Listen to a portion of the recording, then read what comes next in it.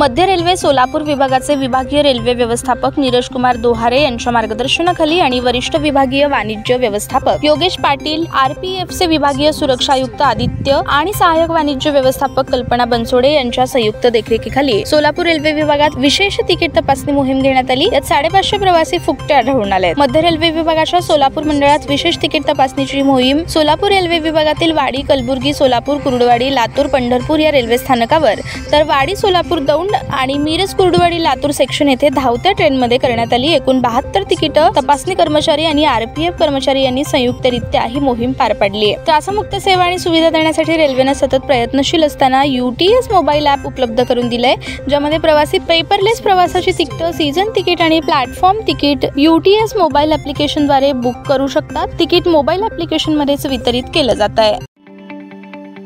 ताज्या बातम्या पाहण्यासाठी प्राईम महाराष्ट्र न्यूज चॅनलला सबस्क्राईब करा।